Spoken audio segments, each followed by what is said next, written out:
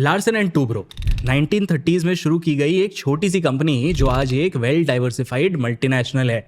Infrastructure से लेके energy तक, डिफेंस से लेके आईटी तक और रियल एस्टेट से लेके फाइनेंशियल सर्विसेज तक, सब में ये डोमिनेट कर रहा है। इंडिया का सबसे लंबा रेलवे टनल, मुंबई का कोस्टल रोड, अयोध्या में राम मंदिर, इसरो का लॉन्च पैड, इन सब में कहीं ना कहीं एल का हाथ है। और अब एल के पास और दो बड़े ऑर्डर्स आए हैं। पहला, एल IOCL के लिए इंडिया का सबसे बड़ा ग्रीन हाइड्रोजन प्लांट सेटअप करेगा, एंड दूसरा, कंपनी एक मिडिल ईस्ट क्लाइंट के लिए लगभग 15,000 करोड़ का हाइड्रोकार्बन प्रोजेक्ट सेटअप करेगी। तो दोस्तों, ये कंपनी आखिर इतना फास्ट कैसे ग्रो कर रही है, इनके मेजर सेगमेंट्स ऑपरेट कैसे करते हैं और इन सेगमेंट्स का परफॉर्मेंस कैसा रहा है, फ्यूचर में कंपनी कौन से सेक्टर्स पे बेट ले रही है, और सबसे बड़ी बात, L&T इंडिया को एक डेवलप्ड नेशन बनाने के मिशन में कैसे कंट्रीब्यूट कर रही है। दोस्तों, आज के वीडियो में हम ये सारे क्वेश्चंस को आंसर करेंगे। वीडियो में बहुत सारे इनसाइट्स हैं, तो आप लास्ट तक बने रहना। L&T का मार्केट कैप 4.7 लाख करोड़ है, कंपनी की रेवेन्यू 2.5 लाख करोड़ है and net profit 17,000 crore. Order book की बात करें तो ये 5.7 लाख करोड़ है। पिछले 5 सालों में कंपनी की रेवेन्यू लगभग 12% CAGR से बढ़ी है और ऑर्डर बुक 14% के एनुअल ग्रोथ रेट से बढ़ी है। इस पीरियड में शेयर प्राइस ऑलमोस्ट 4 गुना हो गया है। L&T 6 मेजर बिजनेस सेगमेंट्स में ऑपरेट करता है: infrastructure, energy, hi tech manufacturing, IT services, financial services and development projects. इनका सबसे बड़ा रेवेन्यू कंट्रीब्यूटर है इंफ्रास्ट्रक्चर। कंपनी के टोटल रेवेन्यू का लगभग 50% सिर्फ इसी सेगमेंट से आता है। और अगर हम इंफ्रास्ट्रक्चर, एनर्जी और IT सर्विसेज को कंबाइन करें तो ये 3 सेगमेंट्स मिलकर 85 to 90% रेवेन्यू ड्राइव करते हैं। फाइनेंशियल सर्विसेज सेगमेंट कंपनी के टोटल कंसोलिडेटेड रेवेन्यू में लगभग 6% कंट्रीब्यूट करता है, लेकिन इस वीडियो में हम फाइनेंशियल सर्विसेज सेगमेंट को डिस्कस नहीं करेंगे। L&T फाइनेंस को हम एक अलग वीडियो में कवर करेंगे। चलिए अभी बाकी तीनों सेगमेंट्स को एक एक करके डिटेल में समझते हैं। इनको समझने से हमें मेजॉरिटी L&T के ऑपरेशंस, L&T की प्रॉफिटेबिलिटी, L&T का रेवेन्यू समझ में आ जाएगा। और L&T हम क्यों समझना चाह रहे हैं? L&T हम इसलिए समझना चाह रहे हैं क्योंकि पास्ट में इसका बहुत बड़ा रोल रहा है हमारी इकोनॉमी में, और आने वाले सालों में भी ये एक बहुत बड़ा रोल प्ले कर सकता है। तो सबसे पहले बात करते हैं इंफ्रास्ट्रक्चर सेगमेंट की। ये सेगमेंट इस कंपनी का कोर फोकस एरिया है। L&T का infrastructure segment mostly large scale civil engineering and construction projects handle करता है, जैसे metros, roads, railways, tunnels, bridges, water treatment plant, smart cities, commercial buildings, airports etcetera. L&T ने infrastructure segment को अलग अलग domains में डिवाइड किया है एंड हर डोमेन के लिए स्ट्रेटेजिक बिजनेस ग्रुप्स बनाया है ताकि एफिशिएंटली मैनेज कर पाए। ये बिजनेस ग्रुप्स टर्न की सॉल्यूशंस ऑफर करते हैं, मतलब डिजाइन से लेकर engineering, procurement, fabrication, construction, commissioning तक सब कुछ L&T करता है। क्लाइंट्स को सिर्फ एक ही वेंडर हैंडल करना पड़ता है। फॉर एग्जाम्पल, ट्रांसपोर्टेशन डोमेन के अंडर 2 स्ट्रेटेजिक बिजनेस ग्रुप्स बनाए हुए हैं: roads, bridges and formation business group and railways business group. Roads, bridges and formation business group को 3 और यूनिट्स में डिवाइड किया जाता है। हर बिजनेस यूनिट एक स्पेसिफिक इंफ्रास्ट्रक्चर टाइप को हैंडल करता है। इस मॉडल से कंपनी हर प्रोजेक्ट में डोमेन एक्सपर्ट्स को डिप्लॉय कर सकती है। इससे एफिशिएंसी एंड टाइमलाइन भी कंट्रोल में रहती है। इंफ्रास्ट्रक्चर प्रोजेक्ट्स कंपनी के फाइनेंशियल ईयर 25 के टोटल ऑर्डर बुक में लगभग 62% कंट्रीब्यूट करता है। ये चार्ट देखो, फाइनेंशियल ईयर 25 में इंफ्रास्ट्रक्चर सेगमेंट का ऑर्डर बुक लगभग 3.5 लाख करोड़ का था, लेकिन रेवेन्यू सिर्फ 1.31 लाख करोड़। ये डिफरेंस क्यों? देखो, इंफ्रास्ट्रक्चर प्रोजेक्ट्स बहुत बड़े स्केल पे एग्जीक्यूट किए जाते हैं। एयरपोर्ट्स, रेलवे टनल्स, फैक्ट्रीज, ये सब एक आध महीने में तो रेडी होते नहीं हैं। इन्हें बनाने में सालों लग जाते हैं। इसीलिए इस बिजनेस में रेवेन्यू रिकॉग्निशन माइलस्टोन बेस्ड होता है, यानी रेवेन्यू रियलाइजेशन कंस्ट्रक्शन के अलग अलग फेजेस में होता है। इसीलिए कंपनी की एग्जीक्यूशन एफिशिएंसी उनके रेवेन्यू पे डायरेक्ट इम्पैक्ट डालती है। अगर एग्जीक्यूशन में डिले हुआ तो रेवेन्यू रिकॉग्निशन भी डिलेड हो जाएगा। इंडिया में L&T का major client base government and PSUs है। टोटल डोमेस्टिक ऑर्डर बुक का लगभग 80% order central government, state governments and PSUs से आता है। Central public works department, Indian railways, ministry of defence L&T के रेगुलर क्लाइंट्स हैं। प्राइवेट सेक्टर सिर्फ around 20% contribute करता है। बट अगर आप रेवेन्यू के नंबर्स को ध्यान से देखें ना, तो आपको एक ट्रेंड दिखेगा। प्राइवेट सेक्टर का कंट्रीब्यूशन ओवर द ईयर्स बढ़ा है। फाइनेंशियल ईयर 21 में ये और कम था। अराउंड 16% ही था, जो अब बढ़ के 21% हो गया है। इंटरनेशनल मिक्स की भी बात करें तो कंपनी के clients mostly middle east, Africa और साउथ ईस्ट एशिया में है। For example buildings and factories के लिए Saudi Arabia, Oman and Sri Lanka से क्लाइंट्स है। Power transmission and distribution infrastructure के लिए मिडिल ईस्ट से क्लाइंट्स है। फाइनेंशियल 25 में कंपनी ने कुवैत, ओमान, कतर और सऊदी अरेबिया से भी इंफ्रास्ट्रक्चर ऑर्डर्स जीते थे। बट क्लाइंट्स चाहे जो भी हो, L&T के इंफ्रा कॉन्ट्रैक्ट्स में एक बात बहुत इंपॉर्टेंट है जो नोट करने की है। L&T के टोटल ऑर्डर बुक का 46% शेयर अभी फिक्स्ड प्राइस कॉन्ट्रैक्ट्स का है और ये कंपनी के मार्जिन्स को डायरेक्टली इंपैक्ट कर सकता है। कैसे? देखो, फिक्स्ड प्राइस मॉडल में प्रोजेक्ट्स के प्राइसेस पहले ही फिक्स हो जाते हैं। मानो इंडियन रेलवेज के एक प्रोजेक्ट के लिए L&T ने बिडिंग के टाइम 10,000 करोड़ का प्राइस कोट किया। ये प्राइस इंडियन रेलवेज ने एक्सेप्ट कर लिया एंड प्राइस लॉक हो गया। अब ऑर्डर तो मिल गया है, लेकिन प्रोजेक्ट एग्जीक्यूशन में तो सालों लगते हैं और इस पीरियड में प्रोजेक्ट में लगने वाले कॉस्ट्स जो हैं वो फिक्स्ड नहीं रहते। रॉ मटेरियल प्राइसेस बढ़ सकते हैं, फॉरेन एक्सचेंज रेट्स फ्लक्चुएट हो सकते हैं, ऑपरेटिंग एक्सपेंसेस बढ़ सकते हैं और manufacturing, construction and operating expenses he L&T का सबसे बड़ा कॉस्ट है। टोटल एक्सपेंसेस का लगभग 70 to 75% manufacturing, construction and operating expenses है। तो ये फिक्स्ड प्राइस कॉन्ट्रैक्ट किसी भी कंस्ट्रक्शन कंपनी के लिए एक रिस्क हो सकता है और शायद इसीलिए इस सेगमेंट में L&T का EBITDA मार्जिन सबसे कम है। फाइनेंशियल ईयर 25 में ये 6.4% था। आप ये चार्ट देखो, आपको दिखेगा कि ओवरऑल तो EBITDA बढ़ रहा है बट EBITDA मार्जिन्स कंसिस्टेंटली कम हो रहे हैं। इसका एक मेजर रीजन है इनपुट कॉस्ट्स का बढ़ना, जो कि क्लाइंट्स को पास ऑन नहीं किया जा सकता है in the case of fixed price contracts. अब ये तो हुआ इंफ्रा सेगमेंट।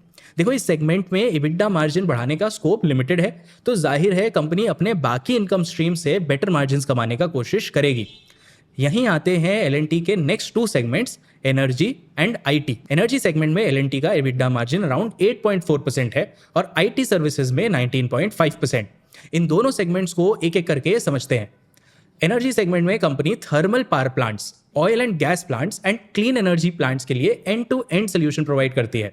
ये सेगमेंट ओवरऑल रेवेन्यू में 13 to 15% कंट्रीब्यूट करता है and total order book as on 31 मार्च 2025 में एनर्जी सेगमेंट का कंट्रीब्यूशन 29% था। ये क्लियर इंडिकेशन है कि एनर्जी का शेयर आने वाले दिनों में बढ़ सकता है, प्रोवाइडेड एग्जीक्यूशन सही डायरेक्शन में हो। विद इन एनर्जी सेगमेंट भी इसका एक इंटरेस्टिंग ग्रोइंग सब सेगमेंट ग्रीन एनर्जी का है। हाल ही में L&T को IOCL के लिए इंडिया का सबसे बड़ा ग्रीन हाइड्रोजन प्लांट सेटअप करने का ऑर्डर मिला है। ये इंडिया का सबसे बड़ा ग्रीन हाइड्रोजन पावर प्लांट होगा।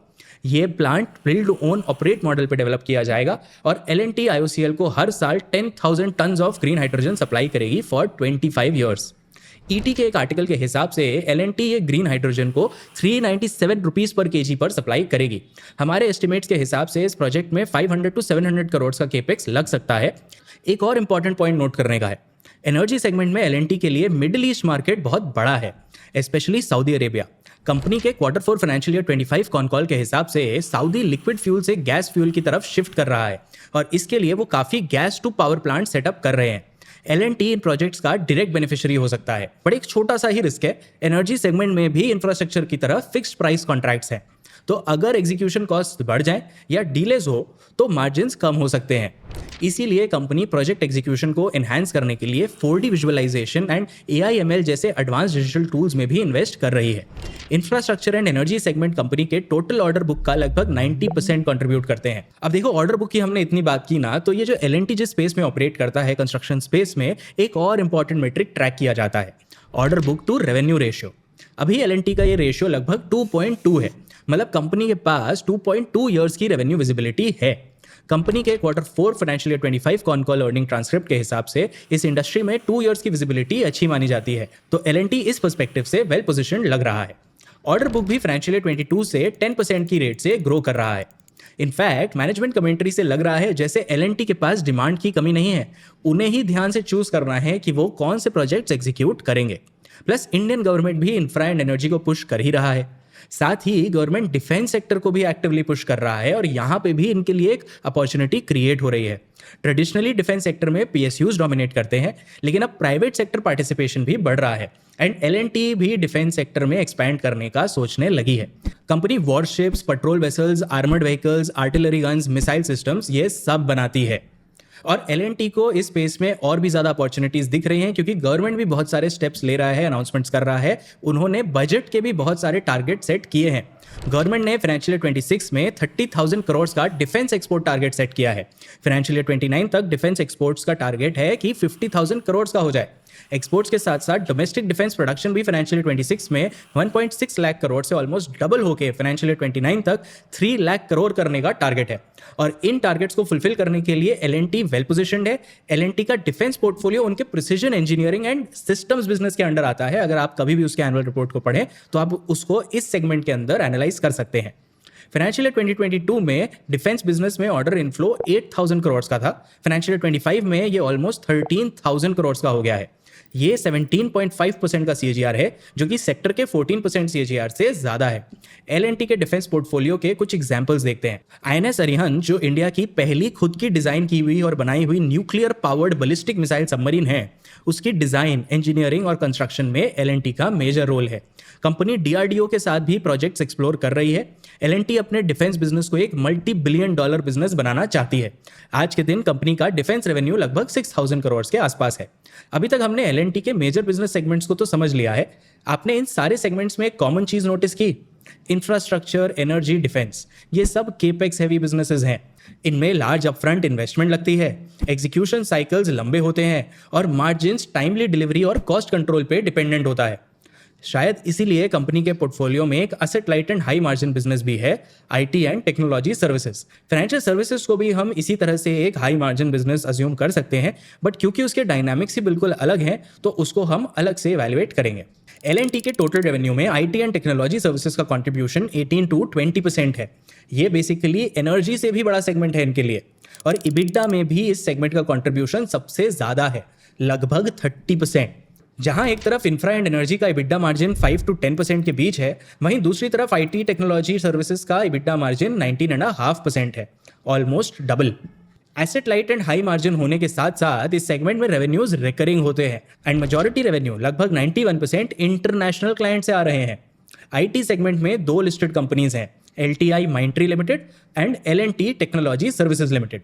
LTI Mindtree technology consulting and digital solutions offer करता है across verticals like healthcare, manufacturing, travel, logistics, banking, insurance etcetera.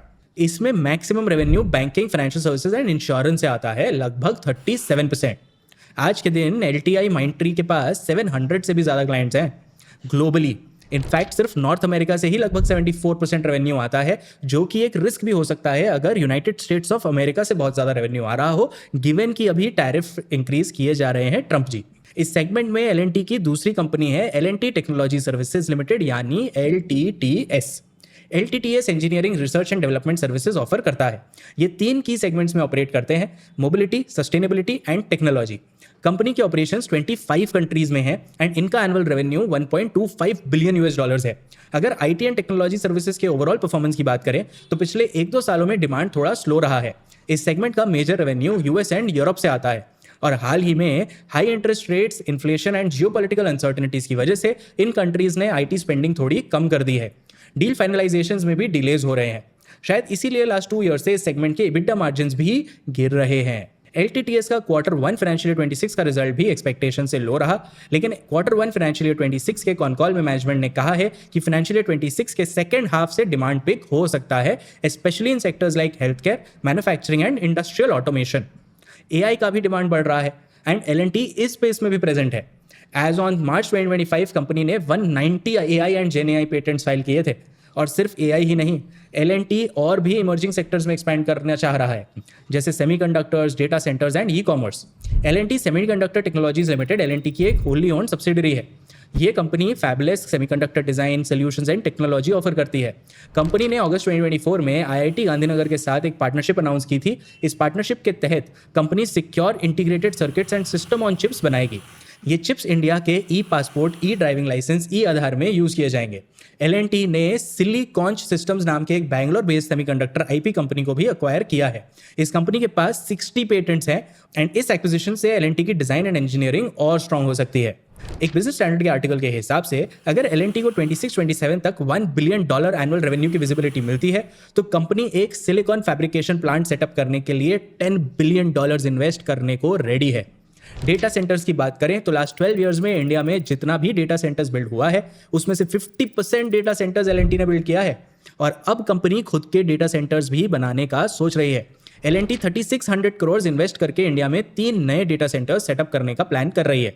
2027 तक कंपनी अपनी कैपेसिटी 5 टाइम्स बढ़ाना चाहती है, from current 32 megawatt to 150 megawatts. अभी एल&टी का data centre business L&T Cloudfiniti के नाम से चल रहा है। चेन्नई एंड नवी मुंबई में डेटा सेंटर ये ऑलरेडी ऑपरेट कर रहे हैं।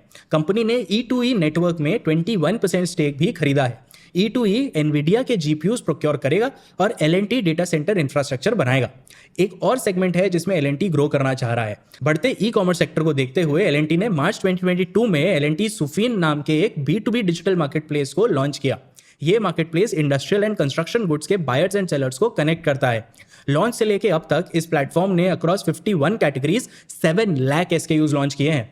48,000 सेलर्स ऑनबोर्ड हो चुके हैं एंड अभी तक इस प्लेटफॉर्म ने 5,000 करोड़ का GMV क्रॉस कर लिया है, which is slightly lesser than L&T का डिफेंस बिजनेस का रेवेन्यू। इन कोर बिजनेसेस के साथ एल&टी के कुछ और भी छोटे मोटे प्रोजेक्ट्स हैं जो डेवलपमेंट प्रोजेक्ट सेगमेंट में आते हैं।